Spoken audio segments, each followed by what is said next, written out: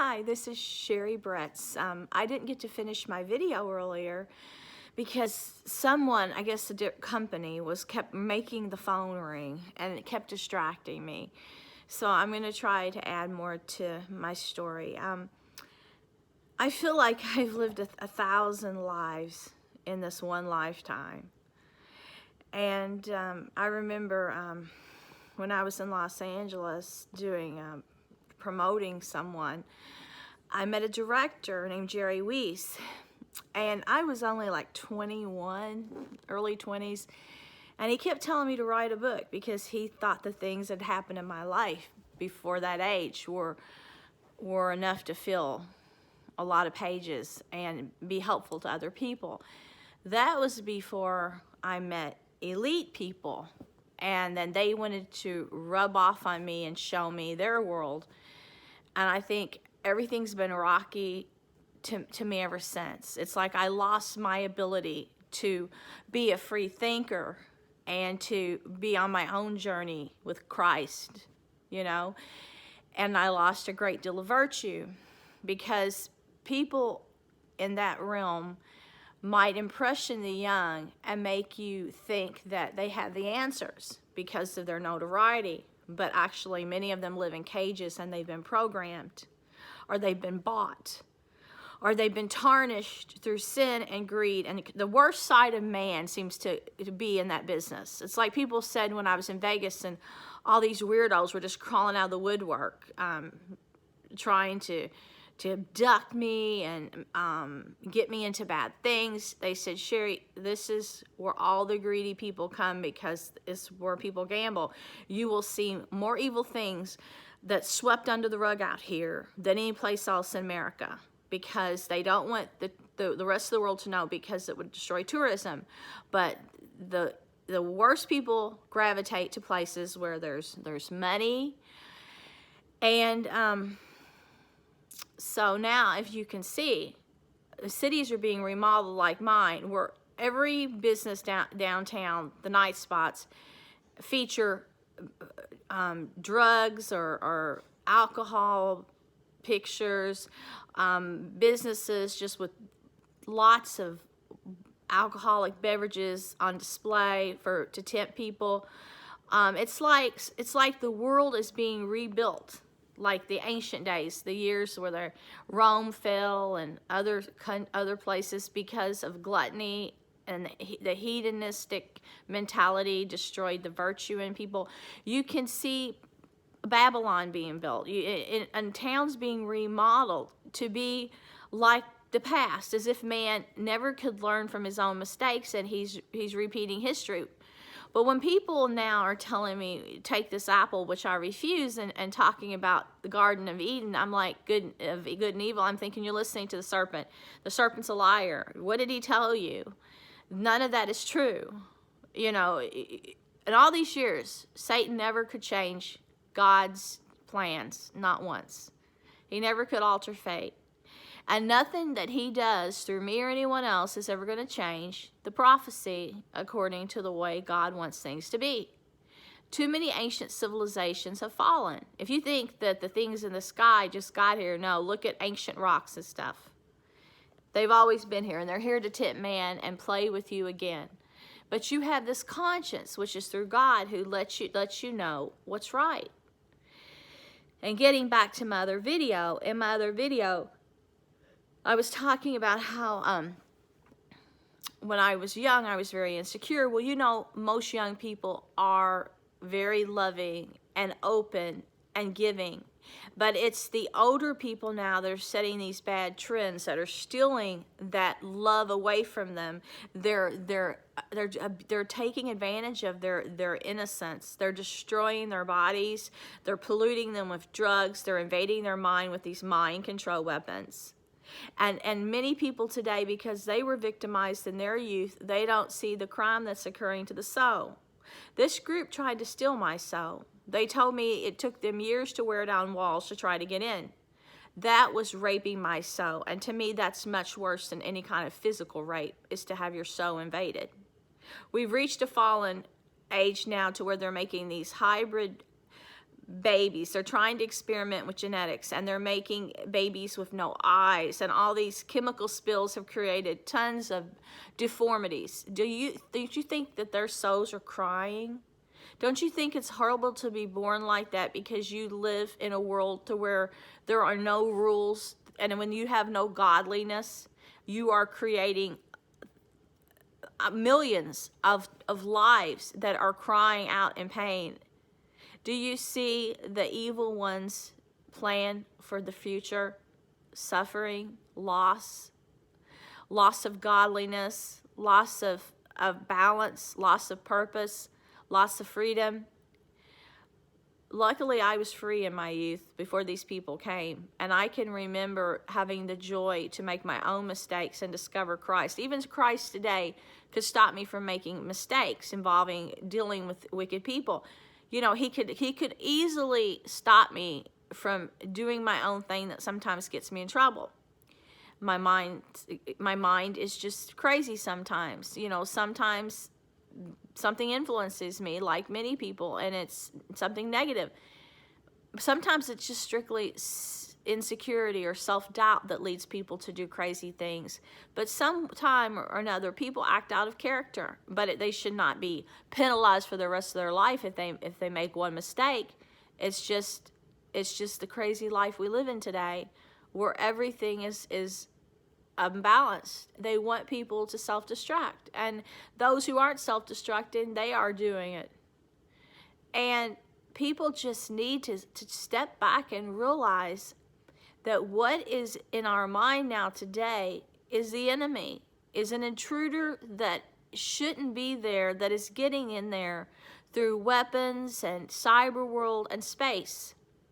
And all the crazy things that are happening in the news are not human nature. It's unnatural. And what is happening is the evil one is trying to make everything unnatural to rebel Christ, because Christ was the perfect one that created perfection. And when I look at people and cry, it's because of the perfectionism in them that is Christ-like. And when I look at God's perfect beauty out there, I cry because Satan is trying to destroy that perfection. When I look at God that is perfect love and I see love in others, I cry because Satan is trying to take that love. He's trying to destroy all of humanity and even remold the human race. There is a force in my mind now today that has brought me nothing but misery and distress and fear, and now it wants to create permanent paranoia by using their mind weapons to probe my brain. Unless I'm stricken in such a way that I can't hold my head up and I have no confidence, I hate myself or I hate the human race, it won't stop attacking me. It says it is the devil, and it says it is communicating with me, and all I get is this something pounding my brain 24 hours a day like a broken record, saying, you know, be evil. I want to kill people, it tells me. I want people to suffer, it tells me. I want blood, it tells me. I want your suffering, it tells me. I want your pain. I want you to lose everything. I want everyone to lose.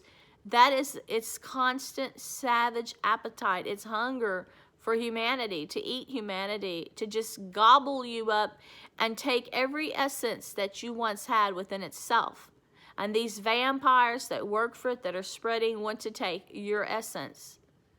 You are created by God, and your soul is pristine and priceless when you are born. It is beautiful. It is only through wicked people and a wicked world that we've lost the greatest gifts that God has given us.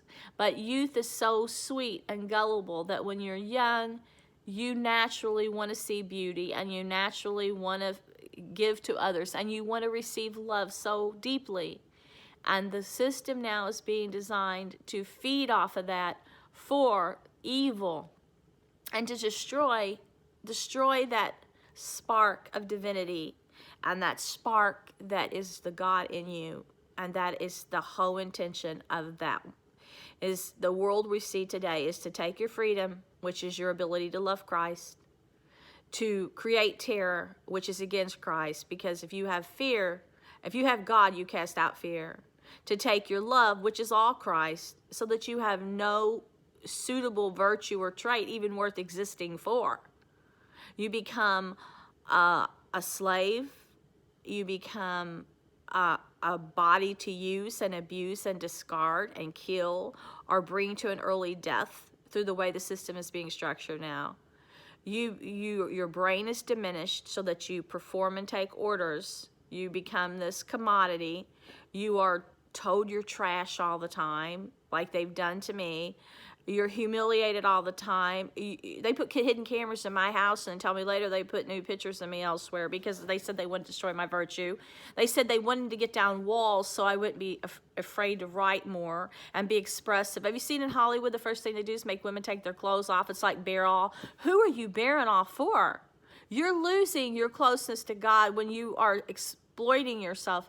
They want you to surrender your godliness and lose it for what's running the world. They want you to lose your self-worth. They want you to lose your respect. They want you to lose every admirable trait about yourself that is from a higher power. Holiness is rare. It's the most beautiful thing. And innocence in a child is the most beautiful thing there ever is. You should be fighting to hold on to that innocence instead of letting your children go past billboards and be introduced to things that shock them. Instead of trashing young minds to feed something here that hates that godliness within, you should ask yourself, what in the hell changed you or made you such a monster? Because you have been like a machine to this thing. You have been tarnished and programmed and devoured. And you know, in the old days, you think, well, if you live long, you gain knowledge, you're a better person. You only if you grow close to Christ. It's good to live long if you're purifying yourself and cleansing yourself and learning from your mistakes and repenting and growing closer to God. It's not good if the longer you're here, the more you're being invaded by something evil and being taught to sin. If life to you is just making more sin and polluting yourself more, you're better off to not exist or for a very short time. If you're just going to become human waste and be discarded and damned, what is your purpose for existence ever? Or if you're coming to a world that's teaching violence and greed and seduction and giving people this conquer, kill mentality, what good is your existence? I think our existence is beautiful because if we can feel love, give love,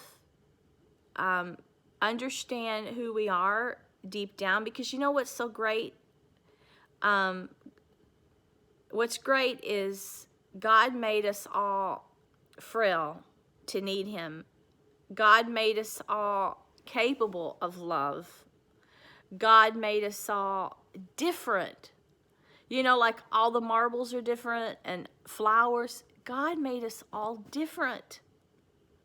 And if God made us all different and He gave us a body that's practically invincible, that reproduces, that it replenishes itself and heals, and cells that regenerate, why would we be so dumb to let something evil come into the world and destroy our bodies, which is what is happening today?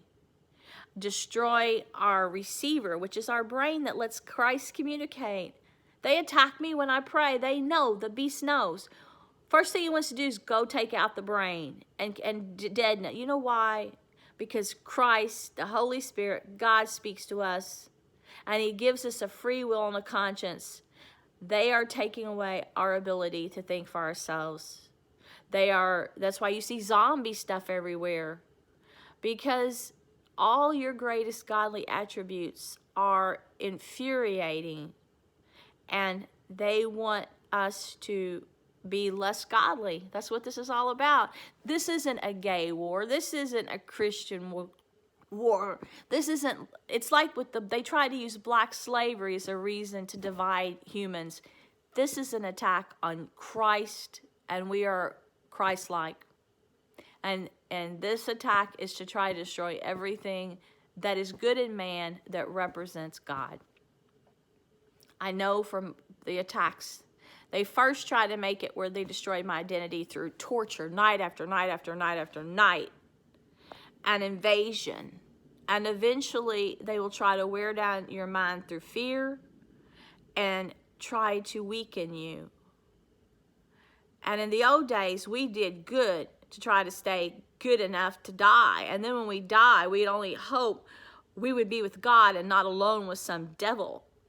And it took all of our willpower in the old days before computers or mind control weapons or armies ever came along, just to live a good enough life to be worthy to hopefully receive Christ after death. Now they've got all these demons everywhere, and they're using science to try to make sure we can't get to that place. And I've suffered greatly. My mother suffered greatly.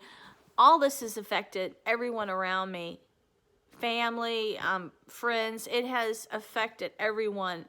And it's sad, but you may not realize it, but you're changing. You're changing and being remoted and invaded with this technology, with invisible things you don't even see, and with demons you don't even see. You are being invaded by something so powerful. You're so invaded, you don't even know you're being invaded, and your mind has been so damaged, you don't even know it's been broken, and your bodies have been so dissected with things that you don't even know they're there. That it's hard for you to judge others and to make sane decisions, rational decisions. You can't even determine fiction from reality anymore. They say we're the last race. If the people today cannot figure it out, then there's nothing in the world that is ever going to keep the devil from just annihilating the whole world of mankind. Because all of the legendary, really good people are disappearing. And people are being taught now to be weak. They're trying to do away with the Bible. They're trying to do away with the proof that Jesus was ever on the earth, that he ever was put on the cross, that he died for our sins. They're trying to take all that away. And they keep making reference to the past. The past is over. But there's no way I have anything to do with the Garden of Eden or any of this rubbish. As I told you earlier, I was just a very insecure person.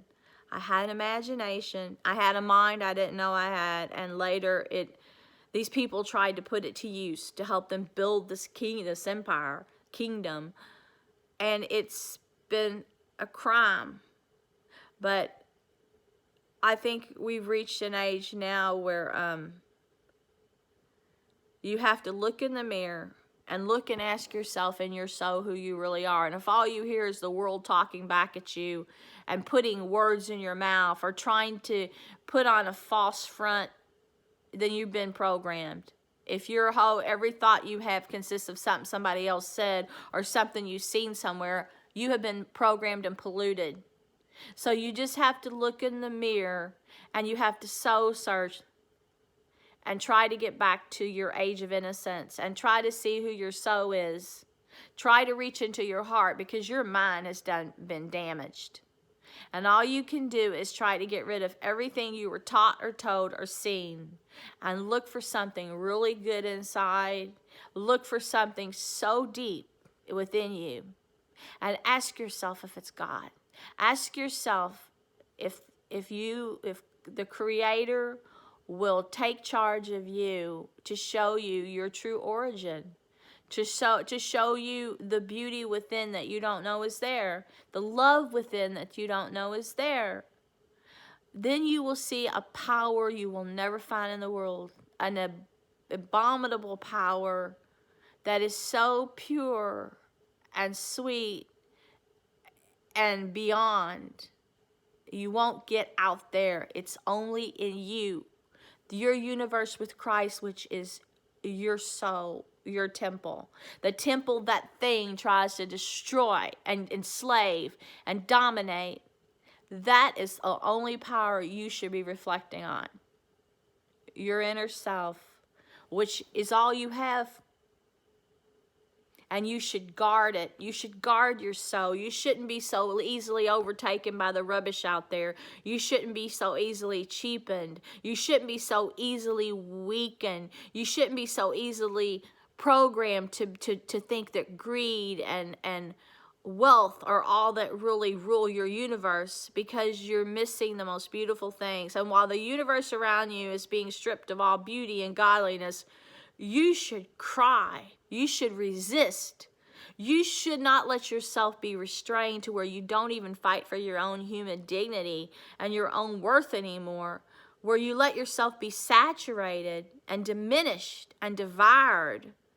You should hunger for God, and you should seek the light, and you should live by truth, and you should want love, and you should hope to go to heaven someday. But you can only seek that higher power to grow upward and build yourself up to be worthy, instead of tearing yourself down to please someone that wasn't worthy through Christ's eyes, who Christ cast out. You need to follow one God only. There is only one. And stop being deceived by something that has already fallen. You still have the opportunity through Christ to rise. That's victory.